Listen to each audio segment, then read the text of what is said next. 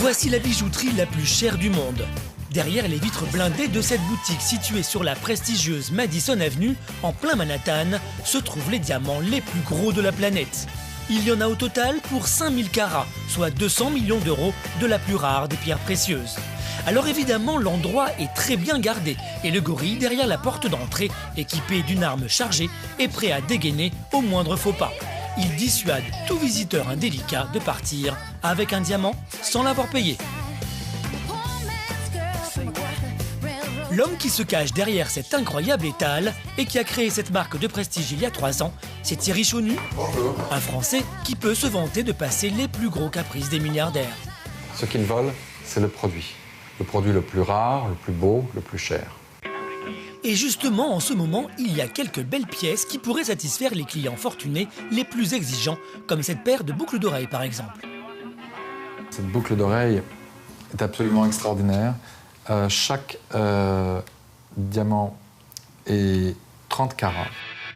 Trouver un diamant de 30 carats est déjà exceptionnel. En trouver de parfaitement identiques tient du miracle. Le prix est en conséquence.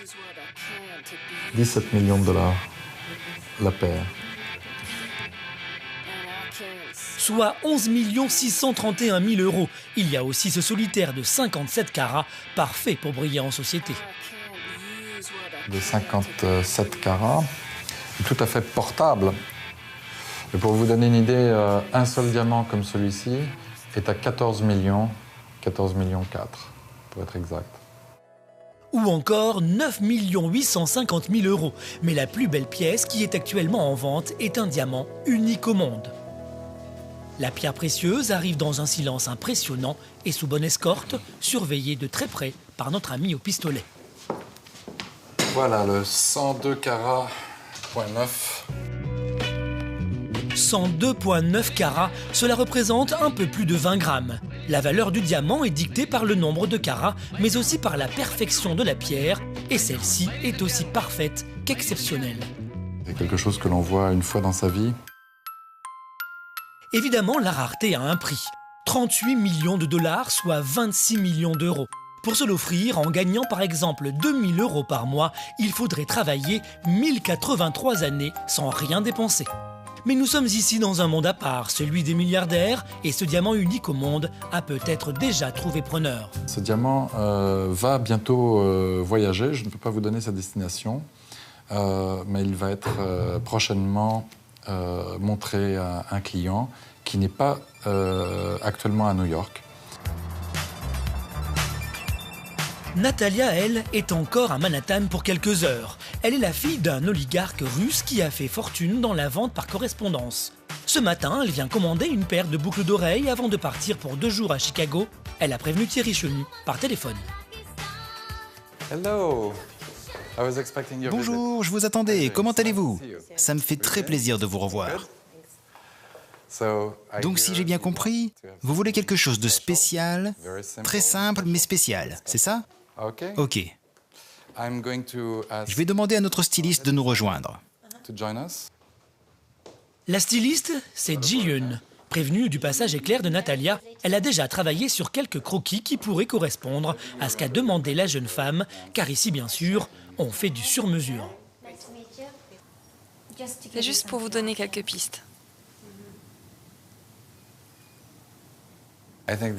C'est juste pour vous donner quelques pistes. Je pense que cela correspond à ce que vous m'avez décrit par téléphone. Oui, oui, absolument. Je pense que vous avez raison, c'est celui-là que je préfère. Là, vous n'avez pas encore parlé de prix. Pas encore, mais on le fera en dehors de la caméra. Ça serait parfait que je les ai avant d'aller dans les Hamptons. J'ai une soirée sympa là-bas et j'aimerais bien les porter à mes oreilles. We can do it. Yes, we can. Pour Thierry Chonu, le compte à rebours a commencé. Vous allez découvrir que c'est toute une organisation qui se met en place. Dans 48 heures, Natalia viendra chercher ses boucles d'oreilles ornées de somptueux diamants et il ne peut pas la décevoir. Va-t-il réussir à relever ce défi? Moscou, 10 220 000 habitants, 74 milliardaires en 2008, 3 de plus qu'à New York. Nous sommes à quelques minutes à peine du Kremlin, en plein centre-ville. Pour le commun des mortels, trouver un appartement dans ce quartier est quasiment impossible tant les prix sont élevés. Trouver une maison est tout simplement inimaginable car les rares bâtisses qui ont survécu au régime communiste sont la plupart du temps la propriété d'ambassades ou de puissantes entreprises.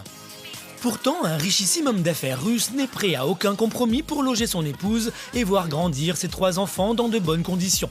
Et c'est cet incroyable défi que vont devoir relever Maria et Ivan, 2 jeunes agents immobiliers moscovites. Ils doivent trouver pour leurs clients une grande maison neuve avec un jardin à 2 pas de la place Rouge. Et cette maison, ils l'ont trouvée. 600 mètres carrés de perfection, de luxe et de calme sur un terrain de 1000 mètres carrés avec des terrasses à chaque niveau. Ça, c'est une vraie cheminée, une cheminée au feu de bois. Là, il y a une belle et grande fenêtre qui amène beaucoup de lumière. La chambre des maîtres avec son accès direct à la première terrasse. C'est très agréable en été, au printemps et même maintenant, c'est vraiment très beau. Sauna, bain turc, hammam, bois précieux et carrelages italiens, salle de garde pour les hommes de la sécurité, rien n'est trop beau pour ce genre de clientèle. Pénétrer à l'intérieur de cette habitation est déjà un immense privilège. L'habiter est un luxe qui va se payer au prix fort, 20 millions de dollars, soit 13 500 000 euros. La visite a lieu dans 24 heures et la pression monte pour les 2 jeunes moscovites qui font et refont le tour de la propriété pour être parfaitement prêts demain après-midi.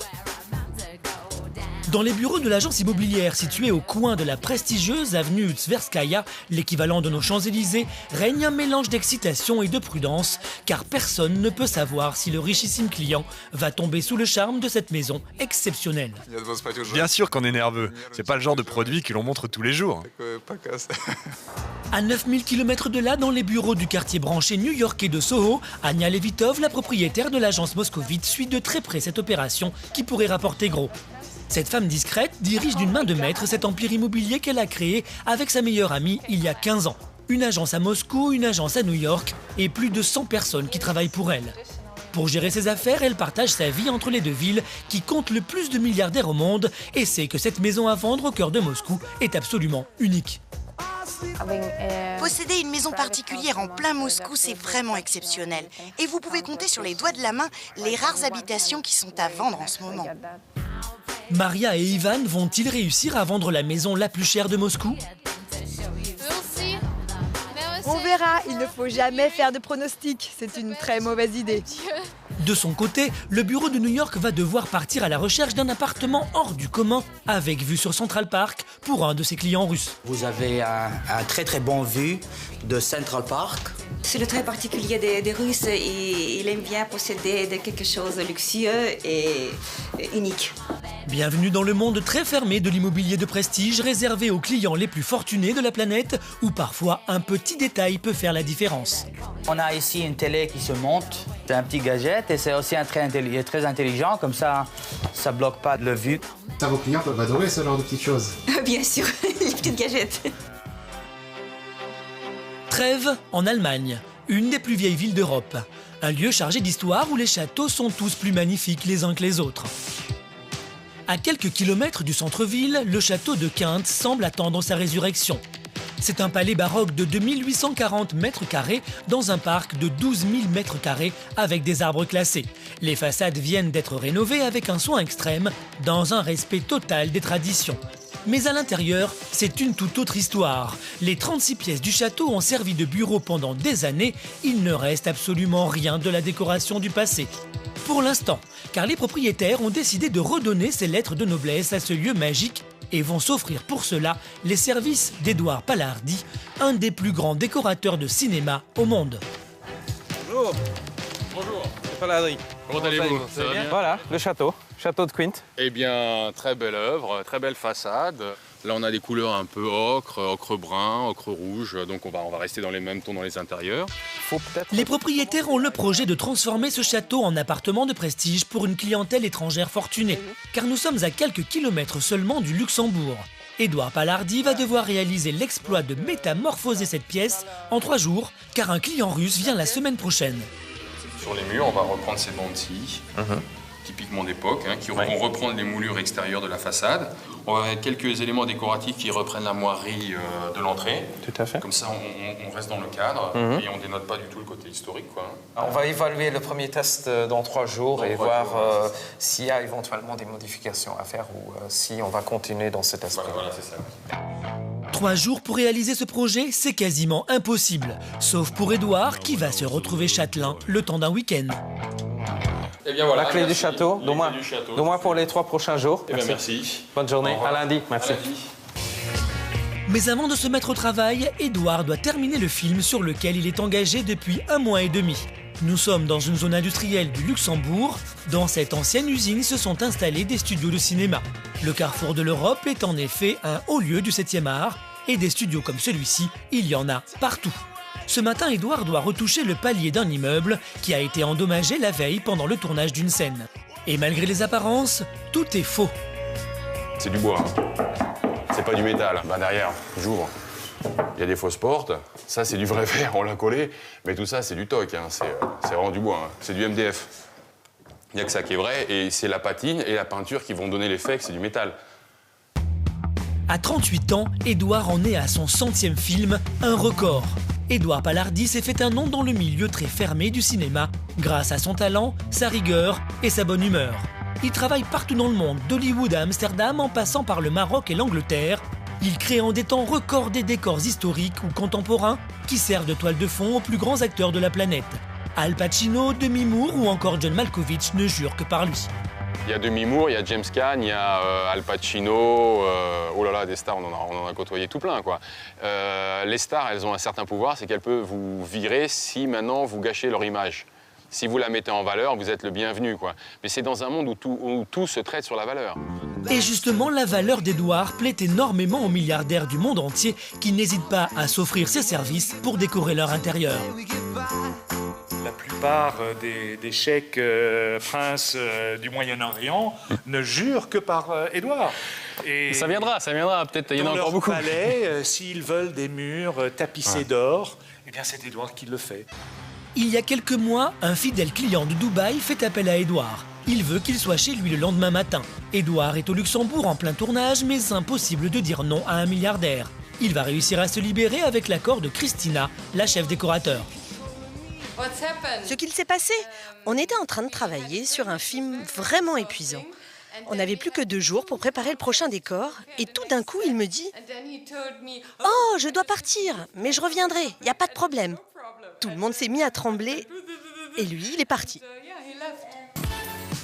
Le client d'Édouard sait que son temps est précieux, et surtout, il veut qu'il travaille pour lui le plus vite possible, alors il lui affrète un jet privé qui l'attend sur le tarmac de l'aéroport de Luxembourg.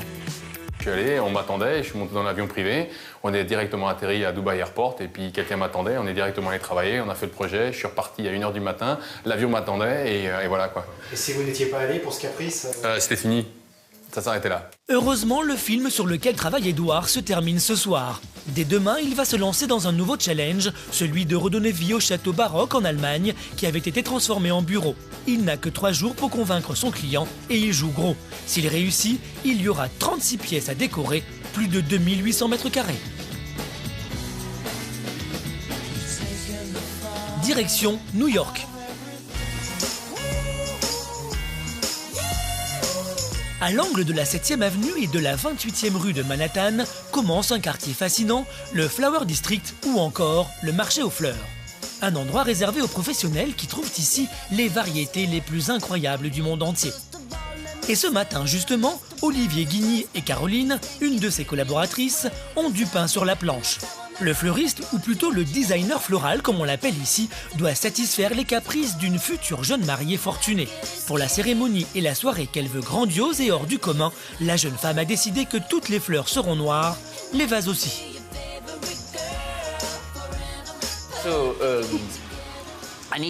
J'en voudrais 2 aujourd'hui. Un comme ça et un comme ça. Le mariage a lieu dans 4 mois et avant de passer commande, la jeune fiancée veut voir demain après-midi un exemple des bouquets qui orneront les tables. Il faut dire qu'avec un budget de fleurs de 20 000 €, elle peut être exigeante. Olivier est pressé, comme toujours. Son demi-litre de thé brûlant à la main, il doit absolument trouver en moins d'1 heure toutes les fleurs et les accessoires dont il aura besoin pour ce mariage très particulier. On va faire un mariage noir. Et noir de fleurs, hein.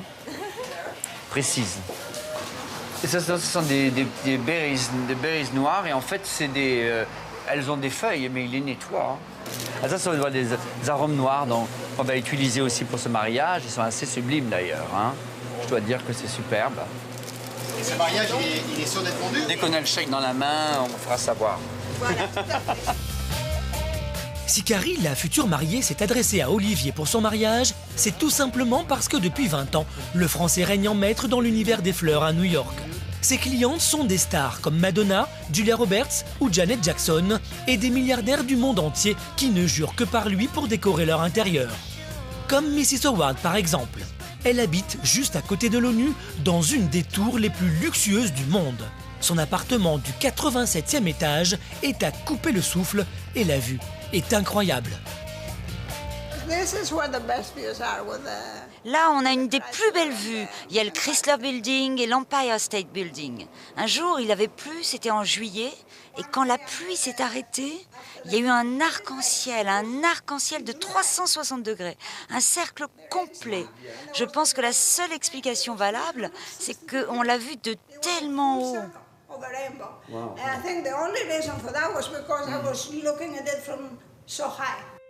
Chaque semaine, Olivier s'occupe personnellement de fleurir les 600 mètres carrés de ce temple du bon goût et du raffinement. À mon avis, c'est le meilleur. Et moi, je possède le plus bel appartement, n'est-ce pas? Je pense qu'il est capable de travailler dans tous les styles, mais je trouve que ce qu'il fait pour moi, ça met tout simplement ma maison en valeur. Il a vraiment quelque chose de spécial. À chaque fois, c'est différent. C'est toujours une surprise. C'est vraiment génial. Comment cet homme qui fleurit les plus beaux lieux de la planète et qui a gagné la confiance des milliardaires a-t-il réussi à imposer son style dans la ville qui ne dort jamais? Comment est-il devenu la référence du raffinement et du savoir-vivre à New York? Pour le comprendre, il faut retourner dans les années 80, à Paris. Olivier vient de quitter Brignoles dans le Midi pour tenter sa chance à la capitale. Il ne sait pas trop vers quelle voie s'orienter, mais le destin va choisir pour lui. Un jour, il répond à une petite annonce et comme il n'a pas de CV, il se présente directement. Olivier se retrouve tout simplement en face de Pierre Cardin, qui cherche un fleuriste pour la boutique Maxim's Fleurs qu'il vient d'ouvrir sur la prestigieuse rue Royale.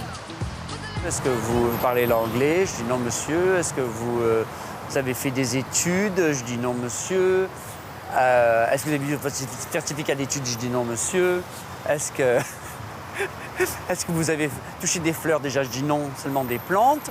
Mais il me dit, ça a l'air très bien tout ça, vous allez commencer demain. En quelques années, Olivier montre de quoi il est capable et fait la connaissance d'une clientèle internationale et fortunée. Des contacts qui lui serviront de passeport lorsqu'il s'installera à New York. Nous sommes en 1988 et Pierre Cardin lui demande d'aller passer 10 jours à Manhattan pour lancer une nouvelle boutique qu'il vient d'ouvrir. Olivier atterrit sur une autre planète. Une planète où rien n'est impossible et sur laquelle les clients les plus fortunés sont prêts à tout pour assouvir leurs caprices. Et sa première grosse commande va déterminer la suite de sa carrière. Olivier ne rentrera jamais en France. Oui, c'était une dame qui est rentrée et qui m'a demandé de fleurir tout son appartement pour un cocktail qu'elle avait dans 3 heures. On est parti là-bas, on fait les fleurs sur place, à 2 secondes avant que les invités arrivent. C'était assez drôle. C'était...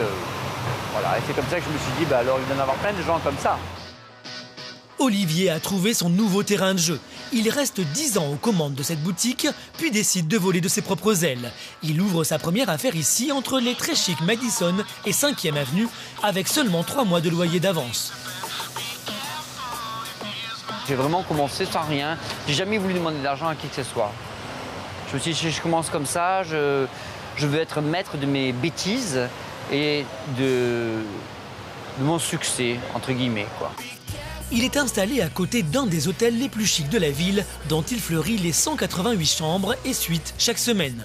Une vitrine extraordinaire qui lui permet de se faire un nom auprès des clients les plus riches et les plus connus. On a plein d'acteurs qui passent, qui vont faire le jogging, Tom Cruise. Donc c'est assez. Après, ils rentrent ruisselant dans la boutique pour regarder des fleurs, donc c'est drôle, quoi. 10 ans ont passé. Olivier a ouvert une deuxième boutique plus bas dans Manhattan et emploie aujourd'hui une 30aine de personnes. Entre les mariages extraordinaires, les soirées privées et les 2 magasins à gérer, il n'a plus une minute à lui. Mais il sait qu'il faut toujours se battre pour rester en haut de l'affiche et le challenge qui l'attend demain le passionne autant qu'il l'inquiète. Il doit réaliser un bouquet somptueux avec des fleurs noires pour le mariage de Carrie qui a lieu dans 4 mois. C'est original, mais il faut être vraiment original pour avoir des fleurs noires pour son mariage. Enfin bon, il y avait bien un film qui était La mariée était en noir. La cliente veut impérativement voir le résultat avant de passer commande. L'équipe d'Olivier va devoir se rendre dans la salle de bal, faire venir l'équipe de la lumière, dresser une table et attendre patiemment que la future épouse arrive enfin. Va-t-elle dire oui? Va-t-elle signer le bon de commande de 20 000 €? Personne ne le sait encore. Retour sur Madison Avenue, au cœur du luxe new-yorkais. Thierry Chaunu n'a que 48 heures pour réaliser une paire de boucles d'oreilles avec 2 diamants jaunes parfaitement identiques pour sa cliente russe Natalia. Sans perdre une seconde, il saute dans une limousine qui l'emmène vers une adresse confidentielle. Nous allons dans une rue new-yorkaise qui n'est pas très loin d'ici, à une dizaine de minutes, ou peut-être une demi-heure si les embouteillages perdurent. Et dans cette rue se situent nos ateliers. Voilà. C'est un endroit secret ? Non, il n'est pas secret, mais nous ne dévoilons pas l'adresse exacte de l'immeuble. Malgré les embouteillages et l'urgence de la situation, Thierry Chaunu reste philosophe, car les caprices des milliardaires, il en a l'habitude. Beaucoup de nos clients auraient aimé avoir leur diamant hier ou avant-hier. C'est un peu l'habitude. Nous approchons de l'atelier de taille de diamant et pour des raisons évidentes de sécurité, nous ne pourrons pas filmer la rue. Là, je vais vous demander d'arrêter de filmer. Est-ce que là on arrive? On est sur le point d'arriver, merci. Notre caméra se fait plus que discrète. Exceptionnellement, nous sommes autorisés à filmer l'intérieur de l'atelier. Pour y entrer, il faut passer un impressionnant dispositif de contrôle. De porte blindée en porte blindée, nous arrivons enfin dans un endroit magique. Impossible de vous montrer les visages des hommes qui travaillent ici sur les plus beaux diamants du monde. Il en va de leur propre sécurité. Je ne veux pas qu'on voit mon visage. Non, ne vous inquiétez pas, il nous a assuré que les visages seront masqués. Dans une atmosphère presque religieuse, avec une précision hors du commun, les pierres précieuses prennent vie. Thierry Chaunu explique au polisseur de diamants ce que Natalia lui a demandé. Elle est très particulière, elle veut vraiment des boucles d'oreilles avec des diamants magnifiques. De quelle taille elle veut ces diamants? 3 carats. Le polisseur propose une paire de diamants qui pourrait convenir à Natalia. C'est exactement ce qu'elle veut. Si Thierry Chaunu est capable de proposer les plus beaux et les plus gros diamants du monde à une clientèle de milliardaires, c'est tout simplement parce que l'homme qui lui a demandé de créer cette nouvelle marque possède les plus importantes mines de diamants sur les 5 continents. En 2006, Lev Levive s'est dit qu'il était temps de vendre lui-même les pierres précieuses les plus rares et les plus grosses qu'il trouvait dans ses mines. Et Lev Levive s'est dit à un moment donné, plutôt que d'essayer de les écouler, de les vendre à travers d'autres marques de luxe, ces diamants d'exception, je vais les vendre moi-même sous mon propre nom. Lev Levive est une des personnalités les plus riches de la planète. C'est un redoutable homme d'affaires qui sait très bien s'entourer. Ce n'est pas par hasard s'il a confié à Thierry Chaunu la responsabilité de créer sa marque de diamants. C'est tout simplement parce que le Français est une figure dans le monde du luxe aux États-Unis. Une aventure qui a commencé à l'âge de 16 ans lorsque le jeune lycéen vient passer une année dans une famille près de Chicago. Il était difficile à cette époque, c'était en 73, de ne pas tomber amoureux de ce pays. Voilà. De retour en France, Thierry veut devenir diplomate. Il travaille dur et obtient avec succès son diplôme de sciences politiques. Il épouse une jeune américaine rencontrée en France.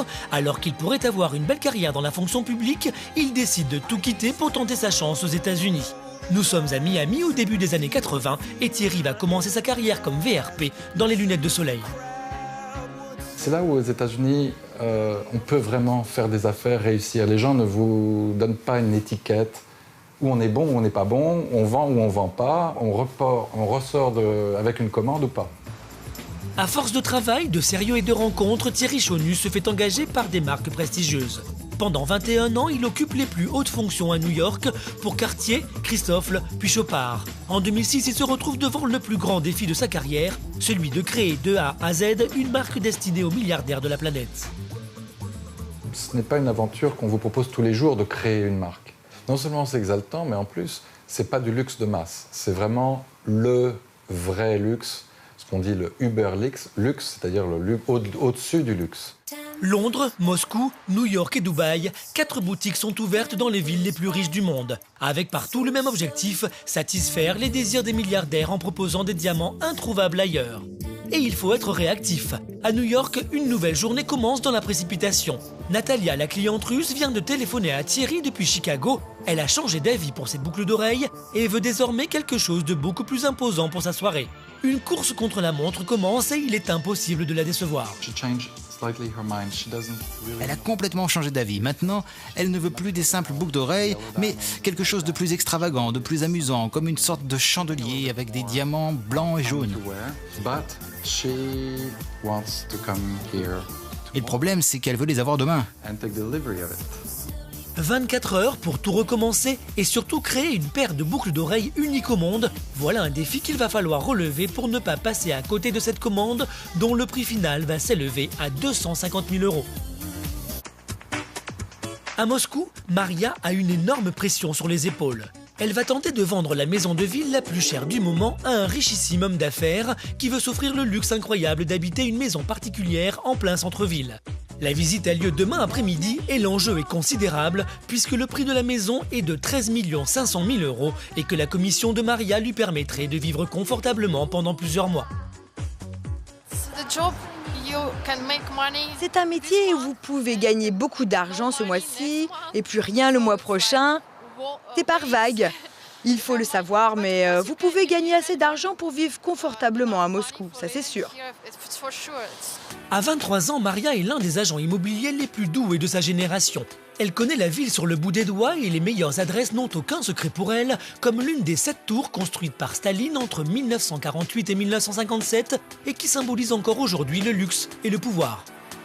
Les appartements ici sont chers à cause de l'histoire de l'immeuble, de la vue sur la rivière, sur le Kremlin. C'est l'hypercentre de Moscou. Environ 2 millions de dollars pour un appartement de 200 mètres carrés avec vue. Encore plus près du Kremlin, voici certainement l'immeuble le plus prisé des riches moscovites. Sur la façade, des plaques représentent les habitants les plus célèbres qui vécurent ici, comme Nikita Khrouchtchev, premier secrétaire du Parti communiste entre 1953 et 1964, ou encore Anton Arensky, compositeur de musique romantique russe. Vous pouvez voir que beaucoup de gens importants ont vécu ici et vous pouvez donc vivre dans un de leurs appartements. Pour certains clients, c'est vraiment très important. Dans cet immeuble, Maria a un appartement à vendre de 250 mètres carrés au dernier étage avec jacuzzi. On a un appartement à vendre ici à 6 millions de dollars. On essaye de le vendre, mais c'est pas quelque chose de facile dans cette catégorie de prix. Mais on finira bien par y arriver.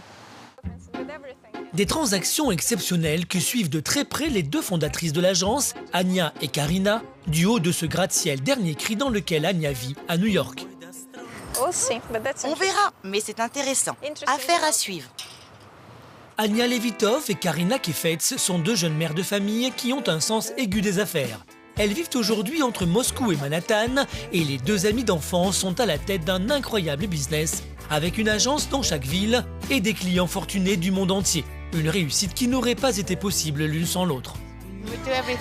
On a tout fait ensemble. On a été à l'école ensemble, on s'est lancé dans les affaires ensemble, on a eu nos enfants ensemble.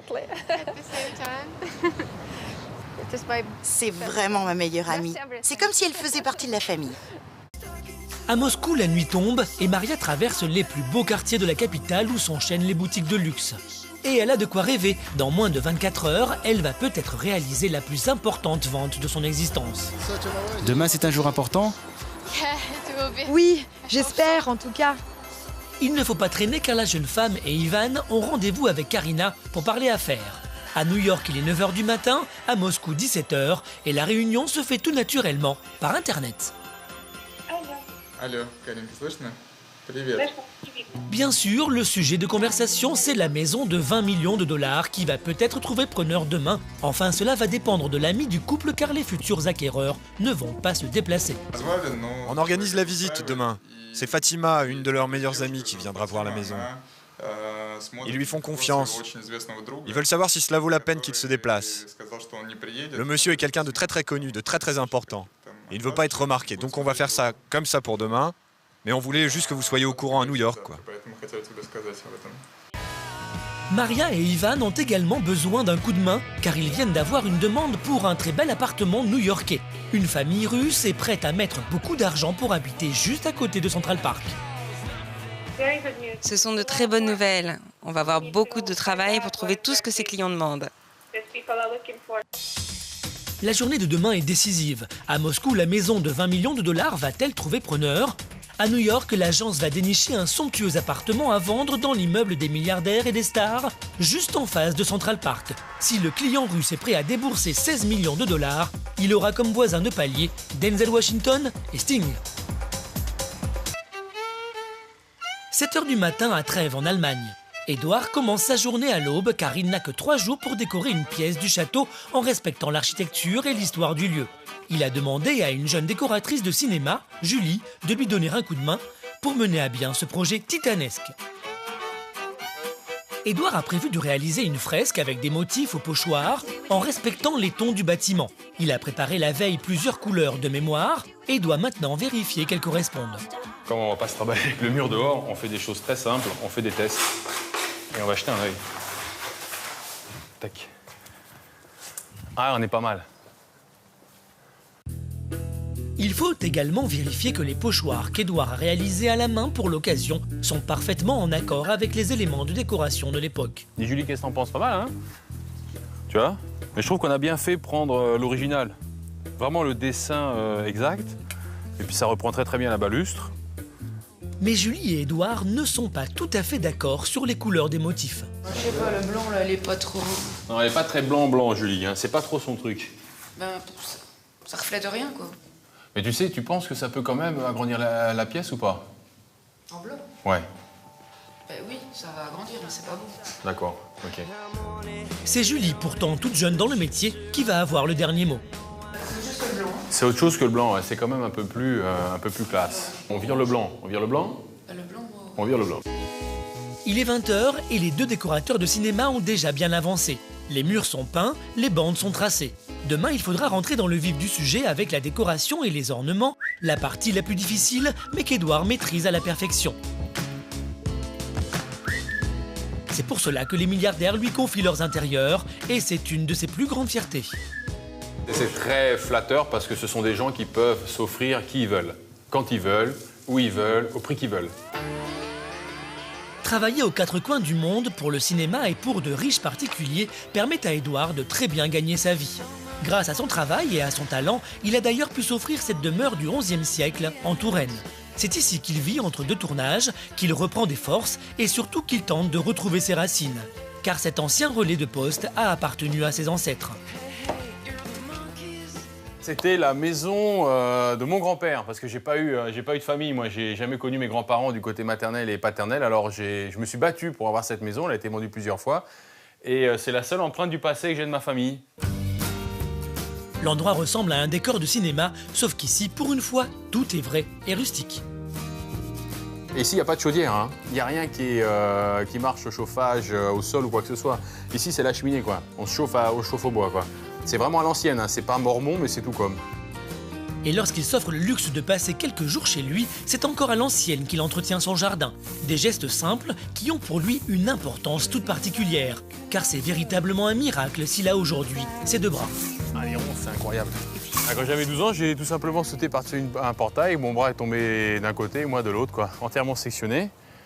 Et j'ai été opéré par un médecin in extremis parce que le premier médecin voulait amputer, le deuxième a tout recollé. Quand je me suis réveillé, je pensais avoir le bras amputé parce que je me suis endormi au moment où le médecin ou le chirurgien disait on ampute, on peut rien faire. Et en fin de compte, je me suis réveillé avec mon bras, quoi. Ça m'a pris une demi-journée pour regarder du côté droit. Et quand je me suis réveillé avec mon bras, j'y croyais pas, quoi. Et il est en 1000 fois meilleur état que d'autres personnes qui ont eu des petits accidents ridicules, hein, 2-3 fois rien, des accidents ménagers. Le jeune garçon ne le sait pas encore, mais bien d'autres épreuves l'attendent. À 21 ans, il se retrouve face à son destin sans un sou. Ses diplômes d'architecture d'intérieur et d'histoire de l'art en poche, il décide de tenter sa chance là où il y a le plus d'argent. J'avais pas un bal, j'avais rien du tout, pas de perspective dans la vie. Je me suis dit, quitte à commencer sa carrière, commencer ça dans le pays le plus riche du monde, quoi. Alors j'ai pris le dictionnaire, j'ai cherché le pays le plus riche du monde et je suis tombé sur Luxembourg. Très simple, et je suis venu tenter ma chance ici et c'était une très très bonne idée, quoi. Le matin, il travaille pour des studios de cinéma, l'après-midi pour des architectes, et le soir, il décore des bars. Il a la rage de s'en sortir et un talent fou.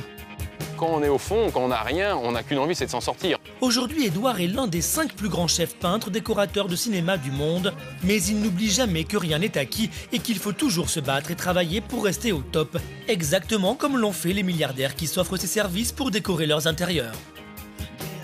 Parmi les milliardaires, les millionnaires, les gens que j'ai rencontrés, les PDG d'entreprises, il y en a plus de 80% qui ont commencé leur vie sans rien. Va-t-il réussir à réaliser dans les temps cette fresque d'époque et décrocher la décoration des 36 pièces du château? Le plus difficile l'attend.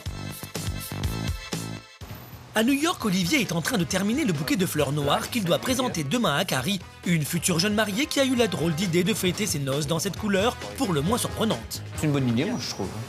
Parce que bon, mon mariage, c'est pas obligé d'être toujours blanc. Hein. Rose, ça peut être ce qu'on veut, ce qu'on a envie. Hein. Cette création coûte plus de 300 €, mais avant de s'engager pour la soirée de sa vie et pour 20 000 € de fleurs, Carrie, comme la plupart des clients fortunés, veut impérativement voir le résultat. Les gens ne jetteront jamais une soirée si on ne fait pas un exemple.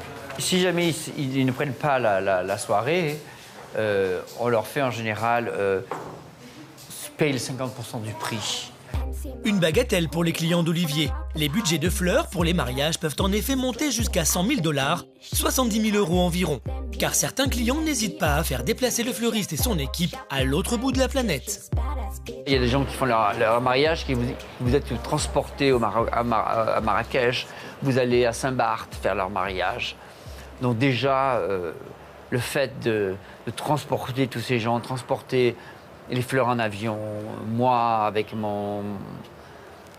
mes employés, les freelancers que j'engage pour faire ça, c'est déjà un prix complètement différent. Le bouquet tout juste terminé, Olivier fonce à l'autre bout de la ville, car depuis 6 h du matin, une autre de ses équipes est sur le pied de guerre. Nous sommes dans le restaurant de Daniel Boulu, un des chefs français les plus en vogue aux États-Unis, 3 étoiles au guide Michelin, et surtout un ami de longue date d'Olivier. Des fleurs ici, il y en a partout, même en cuisine. Ça, c'est des fleurs de concombre. Superbe. C'est superbe, génial. Hein, ouais. C'est génial parce qu'il y a la petite concombre qui est accrochée avec. C'est génial. C'est mignon, ça. Hein. Vous pouvez les manger, je peux? Ça a le goût de la concombre. Hein. Ça, ce sont des fleurs de shiso japonaises. C'est même beau là-dedans, comme ça, on dirait un tableau. Hein. Daniel a confié à son ami la lourde responsabilité de décorer son restaurant chaque semaine, mais attention, les fleurs d'Olivier, elles, ne sont pas au menu. C'est pas que les clients les mangent, les fleurs, mais il les dévore des yeux. Hein. Et puis je suis le seul qui dépense autant d'argent chez un fleuriste à New York. Donc avec ça, il peut s'éclater, quoi. Pour les clients fortunés, le budget est rarement un problème. Mais il y a des caprices que Daniel et Olivier refusent de passer. Un récent article du Figaro Magazine a fait l'éloge de ce restaurant comme étant l'une des 2 plus belles salles à manger du monde. Pourtant, certains voudraient tout changer pour y organiser une soirée, et pour Daniel comme pour Olivier, il faut avoir les nerfs solides pour dire non. Le plus dur ici, c'est quand les clients font des événements privés ici et qui demandent à ce qu'on arrache tout pour tout refaire et amener des arbres, amener des... c'est là où il faut dire non des fois parce que ça peut abîmer le restaurant. Exactement. Et puis, après tout, l'essentiel, c'est que on garde cet endroit quand même élégant et ordonné, dans un sens. Élégant et ordonné, voilà bien 2 adjectifs qui caractérisent Olivier. Ce soir, justement, le designer floral reçoit quelques amis. Il ne les a pas invités chez lui, mais sur la terrasse de sa boutique. Car Olivier a l'immense privilège de profiter de ces quelques mètres carrés de verdure en plein Manhattan, au milieu du béton, du verre et du bruit. Et comme dans son travail, Olivier règle les moindres détails pour la soirée qu'il donne. Une soirée qu'il a baptisée spécialement pour l'occasion. C'est une soirée Energy 12. C'est la nouvelle soirée. C'est les Français qui débarquent à New York. Donc on va être critiqué, donc il faut que je me mette en 4. Parce que moi j'ai été français avant, donc je sais qu'on critique.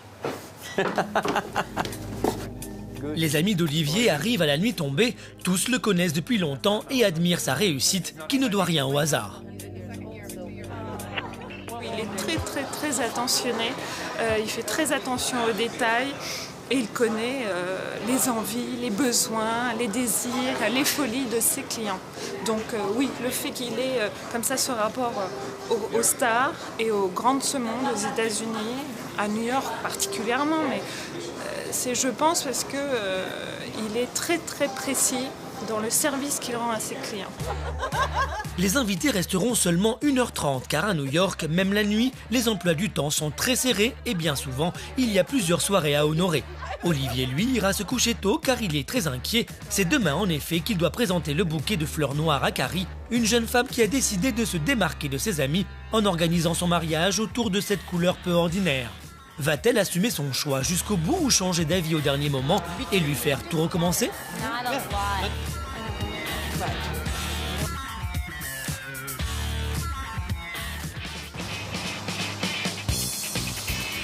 Au premier étage de la boutique de diamants de New York, c'est l'effervescence. Natalia a téléphoné ce matin pour dire qu'elle avait changé d'avis et qu'elle voulait désormais des boucles d'oreilles beaucoup plus imposantes. Toute l'équipe est réunie, de la designer à la sertisseuse, pour que les diamants soient prêts dès le lendemain. Il y en a pour 250 000 €. Rachel, do you think this is something Rachel, ça risque d'être un peu difficile à faire pour demain, qu'en pensez-vous? Oui, celui-là est vraiment compliqué. Oh, ça c'est magique, j'adore. J'ai eu l'inspiration en voyant un bananier. Et pour les délais? Pour les délais, celui-là je peux le faire. Oh boy, oh boy. Oh mon Dieu, très romantique. Magnifique. Mais vraiment très dur à faire en un seul jour. Et encore une fois, je pense qu'elle veut quelque chose de plus simple, plus moderne. Ça, c'est peut-être trop élaboré pour elle. Bon, partons sur cette idée de simplicité. Et vous m'appelez dès que je peux voir le dessin final, ok? Ji-yoon a la lourde responsabilité de traduire sur papier les souhaits de la cliente russe. Pendant qu'elle finalise le projet, Thierry Chaunu en profite pour faire les boutiques dans ce quartier ultra chic de Manhattan. J'aime toujours faire du lèche-vitrine. En fait, il veut surtout s'assurer qu'il est toujours le bijoutier qui vend les plus gros diamants du monde. Très joli diamant, mais beaucoup plus petit. Tout petit. Joli, mais petit. Vous voyez, le diamant au centre est sans doute le plus gros diamant en vitrine. C'est un petit diamant par rapport à ce que nous vendons, nous. Alors, ce sont plein de petits diamants qui sont très petits. Et ça a une très bonne clientèle et ça marche très bien. Mais on n'est pas dans le même métier. On n'est pas tout à fait dans le même métier. C'est pas les mêmes prix. C'est pas les mêmes prix. Nous nous sommes positionnés en dehors de leur champ d'activité et nos prix commencent en gros pratiquement là où ils finissent. Voilà. Et personne mieux que Thierry Chaunu ne pouvait imposer cette nouvelle marque auprès de la jet-set internationale. Car avec son charme à la française et sa gentillesse, Thierry a su gagner la confiance des personnalités les plus connues de la planète. Elton John, le président Clinton, Sharon Stone, Brooke Shields, Paris Hilton, Joan Collins ou encore Buzz Aldrin, l'homme qui a marché sur la Lune, font partie de son carnet d'adresses. Des relations indispensables pour réussir à vendre des bijoux de plusieurs millions de dollars. Il faut établir un certain rapport de confiance. Je pense aussi qu'il serait illusoire de penser qu'on devient leur ami. On reste malgré tout quelqu'un qui est là pour leur apporter un service, leur vendre une marchandise, les conseiller. Donc c'est un jeu assez subtil de sourire, de respect, et puis ça peut devenir une véritable amitié. Au troisième étage, Ji-yoon termine le dessin final pour les boucles d'oreilles. Hello. Oh my goodness. Oh mon Dieu. Wow. C'est exactement ce qu'elle veut. Je suis sûr qu'elle va adorer. Mais à 250 000 € la paire de boucles d'oreilles, Natalia, la cliente russe, a son mot à dire. Thierry va immédiatement lui envoyer l'esquisse par mail avant de lancer la fabrication. Va-t-elle donner son accord et surtout ne plus changer d'avis? Il ne reste que 18 heures. Depuis Moscou, Maria vient de demander à l'agence de New York de trouver un très bel appartement proche de Central Park pour une famille russe. Immédiatement, Elena, une des correspondantes locales, part à la recherche de la perle rare. Première visite, ce 3 pièces tout neuf dans le quartier très prisé d'Upper West Side, à quelques centaines de mètres à peine du célèbre parc. Alors c'est un appartement avec 2 chambres à coucher, avec un grand salon ouvert. Si on peut voir ici, la cuisine se trouve dans le salon. C'est le type américain. L'appartement est splendide, chaque chambre à coucher dispose de son dressing et de sa salle de bain. Et il y a une terrasse avec la possibilité de jouer au tennis juste à côté. Prix de vente 3 millions de dollars, 2 millions d'euros environ. Mais à ce tarif-là, vous avez un petit plus qui ferait rêver beaucoup de New-Yorkais. Il est très particulier parce que ce n'est pas tous les appartements qui en possèdent. Il y a machine à laver et sèche-linge dans l'appartement. Parce qu'à New York, c'est plutôt ou dans les sous-sols ou à l'étage. Mais en fait, le vrai luxe ici, c'est le hall d'entrée. En Amérique, on appelle ça le lobby, et cet espace sert à beaucoup de choses, comme à recevoir ses amis et surtout à montrer sa richesse. La différence entre Moscou et New York, c'est que ce genre d'entrée, de hall d'entrée, ça n'existe pas. C'est pourquoi les acheteurs russes apprécient beaucoup ce type de prestations. Ça fait chic, ça fait du caractère, ça donne plus de valeur. Autre quartier, cette fois-ci assez loin de Central Park, mais qui pourrait intéresser notre famille russe. Nous sommes à Gramercy Park, et l'avantage ici, c'est que le parc, justement, est privé. C'est un parc privé et c'est seulement les gens qui habitent dans les immeubles voisins et les fenêtres qui donnent sur le parc ont le permis d'utiliser. C'est incroyable. C'est pas ordinaire. C'est le parc privé et normalement tous les parcs sont ouverts, mais c'est le cas de Gramercy Park. Évidemment, ici, les prix atteignent des sommets et dans le pays où toute forme de discrimination est interdite, la sélection par l'argent semble bien naturelle. Peut-être que c'est une sorte de discrimination, mais que tout le monde accepte. Elena a gardé le meilleur pour la fin. Voici le 15 Central Park West, l'immeuble des stars et des milliardaires. Un des plus beaux immeubles au monde qui fait face au célèbre parc avec une désinvolture déconcertante. Le chef-d'œuvre architectural est sorti de terre il y a seulement 2 ans, mais on a l'impression qu'il a toujours été là. Les façades ont été taillées dans les mêmes carrières que celles qui ont servi à construire l'Empire State Building. À l'intérieur, les prestations sont phénoménales. Piscine, cinéma privé, cave à vin particulière, cuisinier disponible 24 heures sur 24, la liste est longue. Et au 27e étage, un 4 pièces de 250 mètres carrés est à vendre pour 11 millions d'euros avec les meubles, les tableaux et le piano à queue. En principe, les caméras sont strictement interdites ici. Bonjour, bienvenue au 15 Central Park West, si vous voulez bien me suivre. L'appartement est somptueux, 3,30 mètres de hauteur sous plafond, parquet chevron, climatisation individuelle pour chaque pièce, le salon, la cuisine, les 3 chambres et les salles de bain ont toute la vue sur Central Park. Le lit est ici. Quand vous vous réveillez le matin, c'est ce que vous voyez la première chose, c'est Central Park.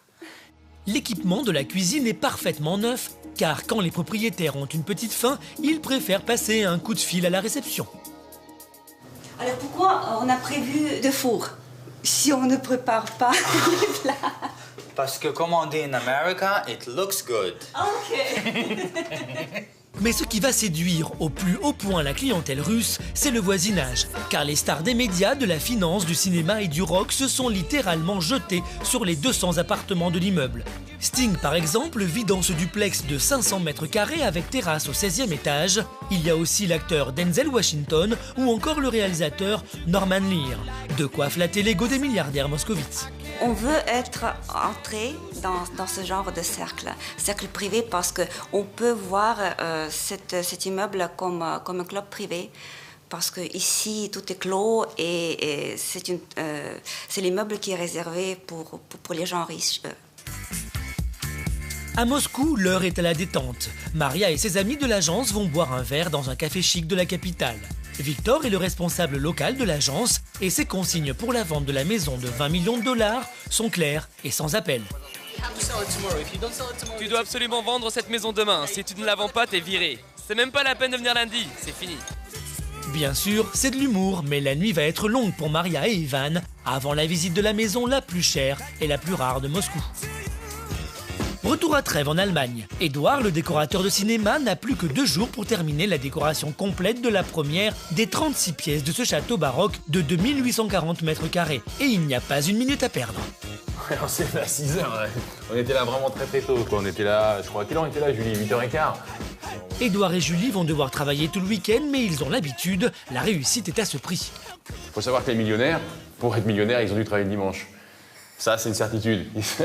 Ils ne sont pas devenus millionnaires comme ça. Pendant la pause déjeuner dans le centre-ville, Édouard observe les façades. Il remarque que l'or est présent sur la plupart des bâtiments anciens. Avant de rentrer au château, il décide d'aller acheter de la peinture dorée qui va, il en est certain, ajouter une touche de luxe à la décoration de la pièce et surtout flatter l'ego des futurs occupants du château. Ça va être beau, rouge et or. Là, forcément, là, on va croire qu'il y a quelqu'un d'extrêmement noble qui habitait là, quoi. C'est l'idée, en fin de compte. C'est l'idée, c'est de faire rêver aussi le millionnaire, quoi. Le gars, il arrive, il est là, il fait « ouais, je suis riche ». Mais pas le temps de rêver pour Édouard et Julie. La journée est déjà bien avancée et il reste énormément à faire. Donc on doit continuer tout ça aujourd'hui. Et il est 4h20. Vais-je finir? Dans la précipitation, un décalage de quelques millimètres s'est glissé entre les motifs. Impossible de laisser ce détail dans ce genre de décor. Il va falloir tout recommencer. Donc là, on s'est bien planté, là. En fin de compte, au niveau des pochoirs, on a pris 5 mm de trop. C'est assez visible, hein, quand même. Donc 5 mm plus 5 mm plus 5 mm, et ben évidemment, ça descend tout. Donc non, on refait tout et c'est bon, quoi. Édouard et Julie vont travailler très tard dans la nuit. Demain après-midi, le client d'Édouard viendra reprendre les clés du château et le décor doit impérativement être terminé. Mais là, c'est pas dérangeant, hein. Travailler tard dans un château, c'est pas du tout un problème, hein. Il faut dire qu'Édouard n'est pas prêt de rentrer se coucher. Car ce qu'il déteste par-dessus tout, ce sont les logements impersonnels dans lesquels il passe 10 mois sur 12 à l'étranger. Depuis 1 mois et demi, par exemple, il vit ici, dans ce meublé tristouné que lui a loué une société de production. Lorsqu'on vit à l'étranger, qu'on travaille à l'étranger, on n'est pas chez soi, quoi. Et ça, c'est l'envers du décor, c'est la vérité comme elle est vraiment, c'est-à-dire que c'est des cadres que je connais pas, c'est des lumières que je mettrais pas chez moi, c'est un canapé qui est extrêmement moche. Une vie loin de ses racines et qui ne permet aucune relation durable. À 38 ans, Édouard est toujours célibataire et n'a pas d'enfant. Ses petites amies n'ont en général pas la patience d'attendre son retour. La dernière fois, je suis parti au Maroc, j'ai dit à ma copine, je partais 15 jours, je suis resté 4 mois. Et j'ai pas pu rentrer entre-temps parce on avait beaucoup de travail, elle n'a pas compris, elle a eu raison de ne pas comprendre, donc elle a vraiment gueulé, elle s'est barrée, quoi. Celle d'après, c'était pareil, j'étais parti 3 jours, je suis resté 6 mois. Et c'est très dur à justifier, hein. C'est vrai, c'est vraiment pas évident et je les comprends tout à fait, ouais, elles ont raison. Ouais. Demain, c'est le dernier jour pour finir le test dans le château. Il y a un très gros contrat à la clé, puisque si le client est séduit, il pourrait confier à Édouard la décoration complète des 36 pièces avec un budget de plus de 200 000 €. Mais il y a urgence car les petites erreurs de la veille ont mis Édouard et Julie en retard. Vont-ils terminer à temps et surtout garder toujours la même précision ?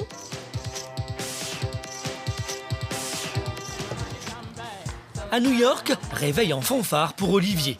Une très grosse journée l'attend. Avant d'aller présenter son bouquet de fleurs noires cet après-midi, il commence par un petit footing dans Central Park. Nous, je fais ça pour être bien, pour le stress, parce qu'on est souvent dans des voitures ou dans les moyens de locomotion, on ne bouge pas trop, des avions. Alors il faut au moins marcher, courir, faire du yoga, tout ce qu'on peut faire pour oublier un peu sa vie quotidienne. Et pour décompresser au maximum, Olivier vient de s'offrir une vue imprenable sur Manhattan. Il a acheté cet incroyable appartement à Harlem, avec panorama sur Central Park il y a 1 an, car il avait tout simplement besoin de verdure. Je pensais que c'était une bonne idée d'avoir un appartement sur le parc. Comme ça faisait maison de campagne et appartement en même temps, parce que finalement le parc, c'est pas moi qui m'en occupe. C'est pas moi qui paye pour tailler l'herbe, etc. Et donc c'est parfait. Un des camions flambant neufs d'Olivier attend devant la boutique remplie de fleurs fraîches. Tous les jeudis matins, c'est le même rituel. Une des plus importantes et des plus riches clientes d'Olivier fait fleurir toute sa maison. Le seul problème, c'est qu'elle habite dans le Connecticut, à 2 heures de route de Manhattan. Let's go. Allez, on y va, là. Ce qui est très drôle, c'est qu'elle a envie de s'offrir nos fleurs à 2 heures de New York. C'est ça qui est bien, parce que bon, il faut qu'elle paye la livraison, et quelquefois, elle le prix de plusieurs bouquets. parce que bon, moi j'envoie mon chauffeur là-bas, plus un designer chez elle. Le temps qu'ils aillent là-bas et qu'ils reviennent, ils en ont pour 4 heures, quoi. Donc c'est 4 heures, un temps infini que je perds, quoi. Mais bon, que je lui compte, quoi, qu'elle paye. Environ 1 500 € chaque semaine pour avoir le fleuriste le plus en vogue de New York, soit près de 80 000 € par an, sans compter bien sûr les réceptions qu'elle donne régulièrement. C'est normal, quoi. Je veux dire que les gens prennent ces prix-là parce que les fleurs, c'est du luxe, ça a toujours été du luxe de toute façon. Hein. Nous arrivons enfin dans sa splendide propriété, cachée derrière ses arbres. La demeure ressemble à une mini maison blanche et la voiture de sport de madame trône fièrement sur le parvis. C'est joli cette voiture. Hein? Hello! En fait, c'est l'employé de maison qui vient d'ouvrir la porte. Madame Lirbao arrive quelques secondes plus tard et si Olivier a fait le déplacement en personne aujourd'hui, c'est parce qu'il a une petite surprise pour elle. Bonjour, comment allez-vous? J'ai un petit cadeau, c'est pour votre anniversaire. Je vais le mettre ici.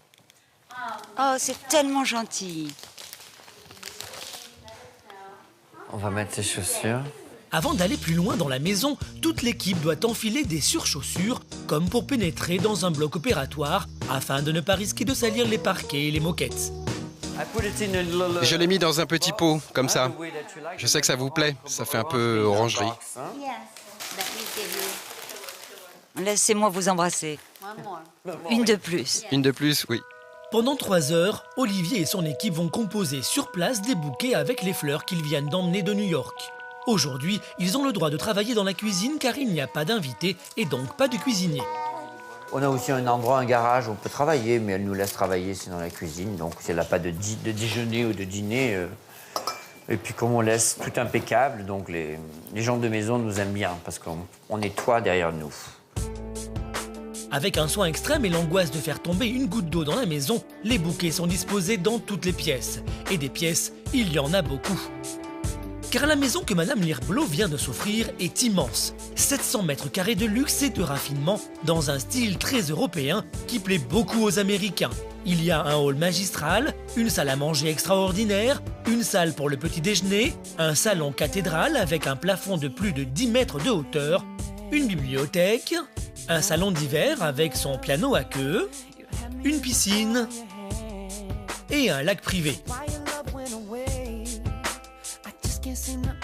Ici, elle vit seule avec son mari. La décoration ne plaît pas forcément à Olivier qui préfère le style épuré, mais il sait s'adapter, c'est un de ses points forts. C'est-à-dire que ça fait très Palm Beach. Elle en a une à Palm Beach, c'est des maisons comme ça avec des couleurs roses, des choses comme ça. Il en faut pour tous les goûts, hein, comme on dit, dans la vie. Hein. Il y a même une pièce spéciale pour les chiens qui se sont offerts aujourd'hui une petite coquetterie. Ça, ce sont les nœuds pour les chiens? Oui, on les met dans leurs cheveux pour qu'on puisse voir leurs yeux. Et aussi pour qu'ils nous voient. Et quand on demande à Madame Lirbao pourquoi elle ne fait pas appel à un fleuriste de son quartier, la réponse est limpide. Ils ne me plaisent pas. J'espère pas, en tout cas, c'est mieux pour moi. Reste un détail qu'Olivier a remarqué, la piscine est fermée alors qu'il fait encore très chaud et il va tenter de vendre une soirée à sa cliente. J'ai vu que vous avez fermé la piscine. Oui, on l'a fermée parce que l'été s'est achevé tellement vite. Mais maintenant, c'est l'été indien, la meilleure époque de l'année. Vous devriez organiser une grande fête, tous les gens veulent sortir après être rentrés des vacances d'été. Oui, c'est vrai, on va sûrement faire quelque chose. Il est l'heure de rentrer à New York pour s'occuper de la présentation du bouquet à la future mariée. Mais Madame Lirbao a réservé une petite surprise à son fleuriste chéri. Elle a décidé d'inviter toute l'équipe à déjeuner dans sa superbe salle à manger. C'est Olivier qui met le couvert et Fumi qui décore le plateau des desserts, avec des fleurs bien sûr.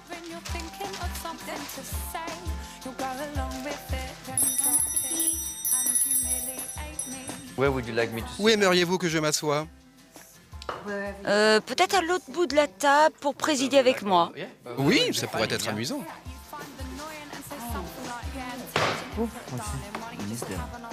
Mrs. Lirbao, thank you so much.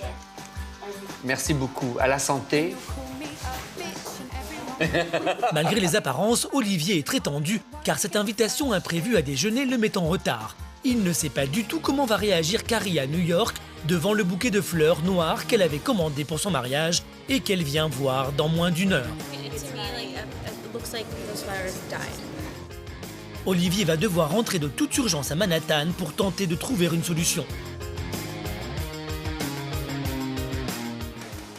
Le dessin des boucles d'oreilles vient d'être accepté par Natalia, la cliente russe, qui les veut absolument pour demain. Une nouvelle fois, Thierry Chaunu saute dans une limousine pour se rendre à l'atelier et faire tailler les 12 diamants correspondants.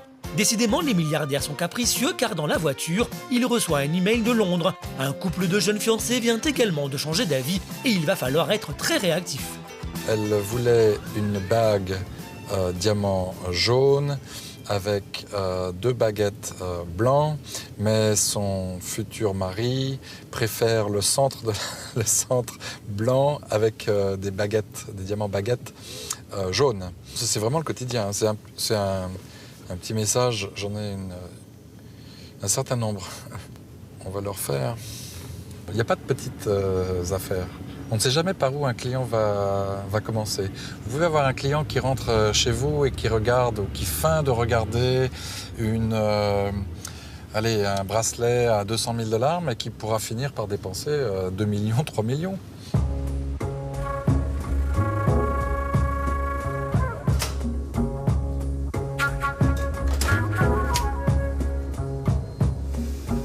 À l'atelier, les diamants des boucles d'oreilles sont en phase de polissage.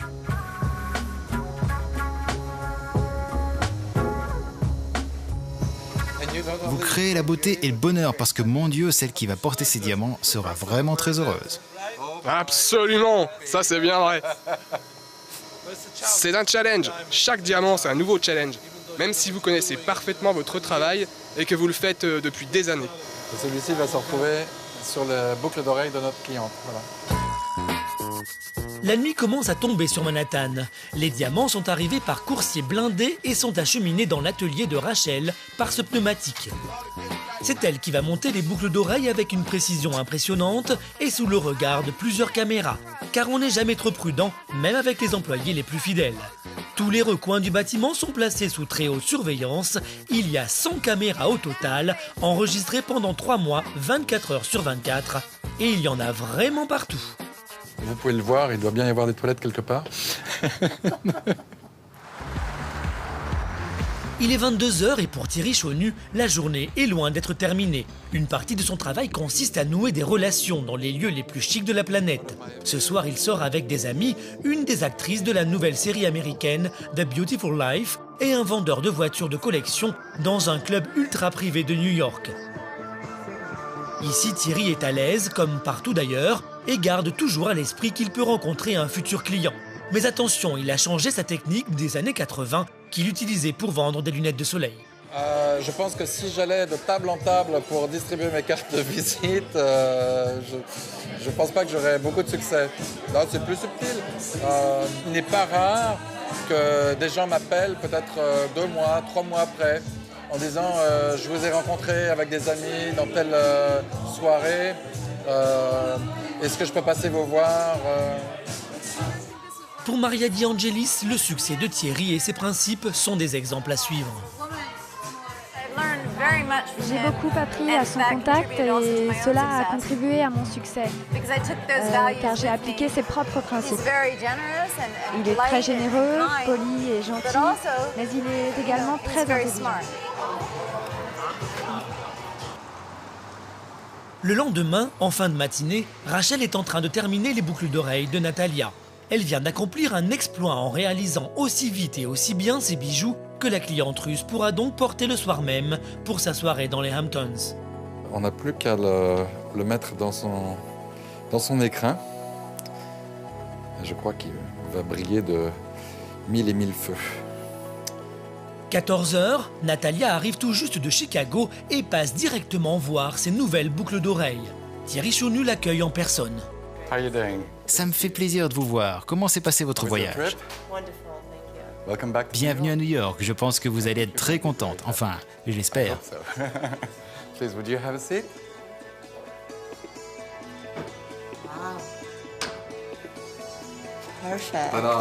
Parfait. Merveilleux. C'est très magnifique. Reste le prix, 250 000 €, que Natalia trouve tout à fait normal. Vous savez, la qualité a un prix. Vous payez pour avoir cette qualité, vous l'avez. Le règlement sera fait dans l'après-midi par virement bancaire et les boucles d'oreilles livrées à domicile sous très haute protection. Dès que nous avons l'autorisation de laisser partir nos enfants, ils s'en vont définitivement de la maison. Voilà. Mais ils ont fait des petits. Ils ont fait des petits, oui. Tout à fait. Natalia est très heureuse, elle s'est offert un petit caprice pour être la plus belle ce soir. Les milliardaires ne se privent de rien. Il y a quelques semaines, dans la boutique de Dubaï, un couple avec un petit garçon en sortant d'un restaurant a craqué sur une bague de 550 000 € et l'a achetée immédiatement avant de rentrer se coucher à l'hôtel. Pour Thierry Chaunu, c'est le quotidien.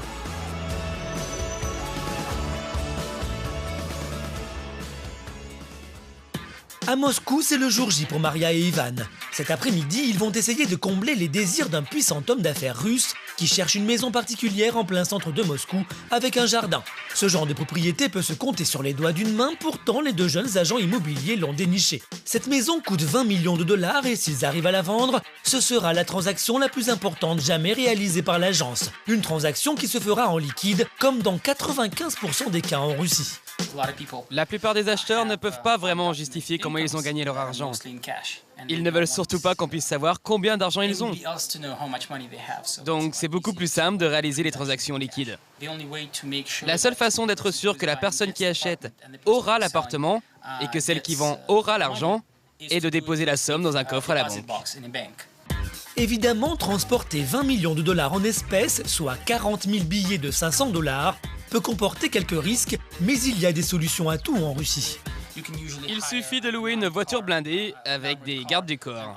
Et vous pensez qu'on peut faire confiance aux gardes du corps? C'est sûr que s'il y a vraiment beaucoup d'argent et que quelqu'un a réussi à savoir combien vous transportez, oui, il y a une petite probabilité pour que vous ayez un problème. Maria et Ivan se dirigent vers la maison de 600 mètres carrés à 2 pas de la place rouge. C'est l'automne et il neige à Moscou. Les deux jeunes agents immobiliers dans leur voiture flambant neuve n'ont plus qu'à croiser les doigts. Comment vous sentez-vous aujourd'hui? Un petit peu nerveuse. Un énorme 4x4 noir arrive au loin. Les vitres sont teintées car l'anonymat en Russie est une priorité absolue. À tel point que pour visiter la maison, les acheteurs potentiels ne se déplacent pas. Trop risqué, trop dangereux. N'importe qui pourrait savoir qu'il possède au moins 20 millions de dollars, le prix de vente de la maison. C'est donc une amie du couple qui va faire le tour du propriétaire à leur place. Bonjour. Bonjour, Yvan. Bonjour, enchantée, je suis Maria. On commence la visite? Oui, allons-y. La jeune femme semble tomber immédiatement sous le charme de l'endroit. C'est vrai qu'il faudrait être difficile pour ne pas apprécier ce jardin et cette maison ultra contemporaine, réalisée dans les matériaux les plus nobles de la planète. Ça sent le bois. Le bois et la peinture, on a l'impression... Oui, c'est vrai, ça vient juste d'être terminé. Entrée, séjour avec cheminée, salle à manger donnant sur la terrasse privative, cuisine entièrement équipée. La première impression de Fatima est positive. C'est une propriété intéressante. Tout ici est de très bon goût. J'aime beaucoup.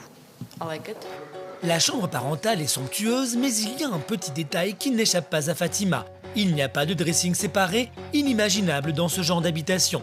Maria va immédiatement sortir son joker avec l'étage inférieur réservé à la détente. Ici, vous avez le spa avec jacuzzi, le hammam turc et une douche pour se réchauffer pendant nos hivers si froids.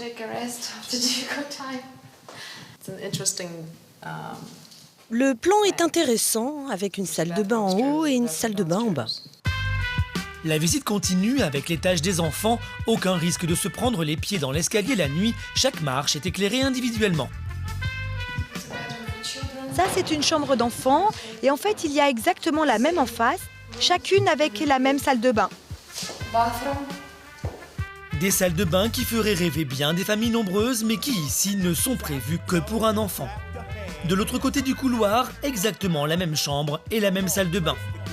Il y a aussi une pièce baignée de lumière qui peut servir de salle de sport ou de bureau, mais il y a un détail qui ne plaît pas du tout à Fatima.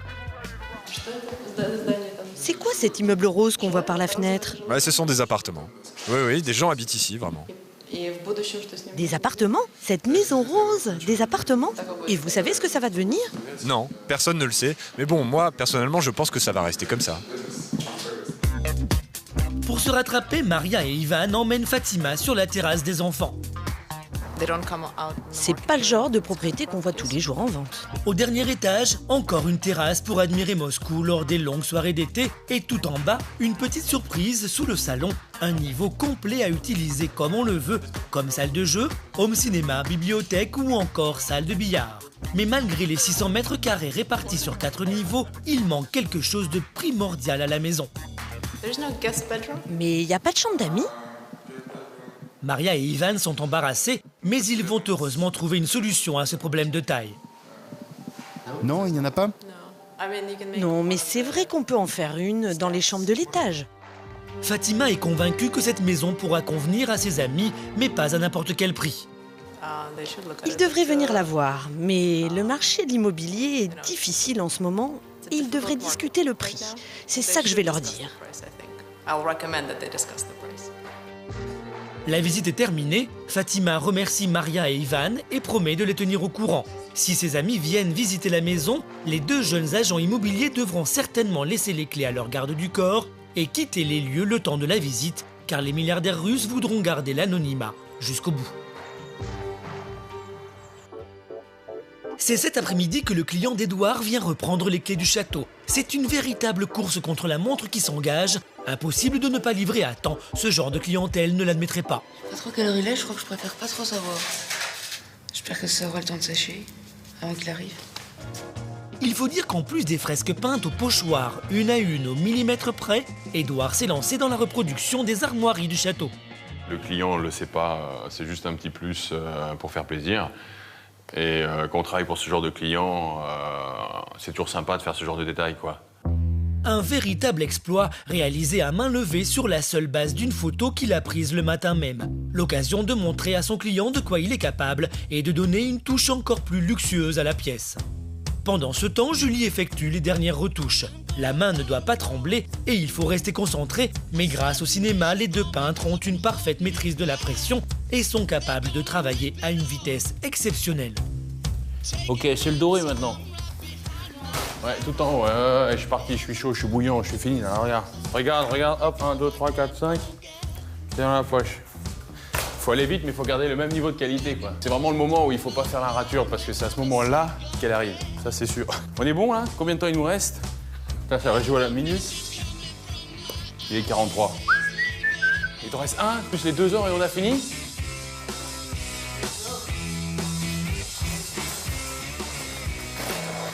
On est bon, Julie, mais on est chaud, hein?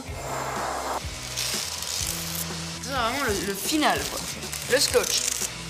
La décoration de la pièce est terminée. Un travail colossal qu'Edouard et Julie ont réussi à réaliser en seulement 3 jours. Reste à attendre le client qui va décider en fonction de ce qu'il voit, s'il commande toute la décoration du château à Edouard. Juste le temps de se changer car lorsque l'on travaille pour ce genre de personnes, il n'est pas question de les accueillir en tenue de travail. Le client, il arrive en costume, on arrive en costume, quoi. C'est la moindre des choses. C'est tout, quoi. C'est bien comme ça, quoi. La luxueuse voiture du client apparaît au loin. Il veut transformer tout le château en appartement de luxe et mise énormément sur la décoration. Et voilà.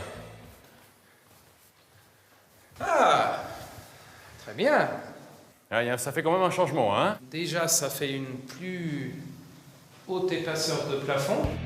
Tom remarque immédiatement les armoiries qu'Edouard a réalisées pour lui faire une surprise. Je ne l'ai pas en mémoire tellement graphique en fin de compte. Je le connais en 3 dimensions en pierre, donc ça fait un peu drôle. Et justement, un premier client russe arrive dans 3 jours et Tom est très confiant. Le client potentiel pour cet appartement-ci est déjà sous le charme. Les Russes aiment bien les habitations dans des maisons de maître ou des châteaux et ils ont un peu tendance à rechercher des éléments décoratifs d'époque et particulièrement très graphiques dans ce style. Donc je suis très confiant que l'entrevue de jeudi va se passer très bien. Mission accomplie pour Édouard. Les 35 autres pièces du château semblent n'attendre que ses pinceaux, un projet fabuleux qu'il tentera de mener à bien, si son emploi du temps le lui permet. New York, 583 Park Avenue. C'est la dernière adresse à la mode pour les soirées branchées et les mariages prestigieux. C'est cette salle que Carrie a réservée pour le plus beau jour de sa vie, qui a lieu dans 4 mois. Une salle que peu de personnes ont les moyens de s'offrir, car ici, on fait du très haut de gamme et cela se paye cher, comme nous le confirme Monsieur Rose, le propriétaire. Le prix dépend du nombre d'invités. Alors ça va de $200 à 500, 600, 700 $. Il y en a même qui payent $1000 par personne. Tout dépend de ce que vous voulez. S'il faut du caviar, du beluga. Pour Carrie et ses 250 invités, le budget de la salle va tourner autour de 100 000 €, sans les fleurs. Et la jeune femme va arriver dans quelques minutes pour valider ou au contraire annuler sa commande de bouquets de fleurs noires qu'elle veut pour la décoration des tables. Il y en a pour 20 000 €. Olivier n'est pas encore rentré du Connecticut, mais son équipe apporte la dernière touche à la présentation. Il a fallu dresser une table, allumer le lustre de 1200 kg et régler les projecteurs pour que la future mariée se rende parfaitement compte du résultat. Seuls les fleuristes très haut de gamme font ce genre de choses. Et c'est vraiment la bonne façon de procéder. Carrie arrive enfin. Depuis un mois, toute l'équipe travaille sur ce projet en fonction des fleurs qu'elle a choisies et immédiatement, le verdict tombe. J'aime pas. Tout ça, là, je voudrais en rouge. J'aime pas cette combinaison. Donc vous voulez des fleurs rouges, vous ne voulez plus de fleurs noires. Je veux des fleurs noires, mais ça, là, enfin, avec ça... Je pense que je vous ai mal compris. Avec ces fleurs, on dirait que je suis morte. Lesquelles? Les noires. Ok, on va les enlever, mais vraiment, je crois que je vous ai mal comprise quand vous m'avez dit noir. Santiago remplace sur le champ les fleurs qui ne plaisent pas à la cliente. La tension dans la salle est palpable. Olivier arrive enfin et Caroline le prend immédiatement en aparté pour lui expliquer la situation. On va partir sur des tons bordeaux, violet, des shades comme ça. On trouve que c'est un peu trop noir. Il va falloir beaucoup de patience et de sang-froid à Olivier pour tenter de trouver une solution. Donc vous voulez plus de couleurs, moins noir, moins sombre? Oui, plutôt du bordeaux. Ah, du bordeaux foncé. Oui, c'est ça, que ça rappelle l'hiver. Elle veut être originale et différente de toutes ses amies, mais bon, elle s'est dit peut-être que c'est pas le bon chemin à prendre. Donc on va lui donner un petit peu de rouge, on va un peu... Mais bon, au début, il faut faire vraiment ce qu'elle veut, quoi. Du moment qu'il paye, pour l'exemple, une partie, je veux dire, bon... Puis le client est roi. Les discussions durent maintenant depuis 2 heures. Plus le temps passe et plus chacun donne son avis, de la maman à la belle-maman en passant par la petite sœur, rien n'est gagné pour Olivier. Le bouquet monumental et son vase surdimensionné mesurent plus d'1,50 m, mais ce n'est pas assez pour cette famille. On pensait que ce serait plus luxuriant, plus grandiose en fait, plus imposant. Tant que vous aimez le vase, on peut faire un autre bouquet. Avec ce vase, vous pensez vraiment qu'on peut faire un bouquet grandiose? Non, it's possible, of course. Pour décrocher son contrat, Olivier va devoir modifier la composition florale au bon vouloir de ses clients, la déplacer comme une œuvre d'art. L'équipe est à bout de nerfs et épuisée, mais il ne faut pas craquer, jamais un mot de trop qui pourrait vexer ses clients capricieux et ruiner la réputation du fleuriste, car à New York, dans un milieu aussi fermé, tout finit par se savoir. Après 3 heures de négociations autour de quelques fleurs, Olivier veut en finir. Je pense que c'est pas mal. Happy. C'est un peu plus gai, plus joyeux. Oui, c'est ça, on est dans la bonne voie. Reste à savoir si la future mariée est satisfaite. Maintenant, je suis contente. Ça a l'air de plaire à tout le monde, donc tant mieux. L'épreuve de force est terminée, les clients s'en vont avec un grand sourire jusqu'au prochain épisode, car Olivier va devoir refaire une présentation du bouquet de fleurs dans 2 semaines. On a fait un exemple, on en refait un autre. Et là, on va refaire autre chose, c'est bon. Ah, c'est pas fini là, on va en faire encore un autre. Ah ouais, l'épisode n'est pas fini. Ainsi va la vie d'Olivier Guigny, un homme discret et souriant qui met son talent au service des plus riches en gardant toujours son calme.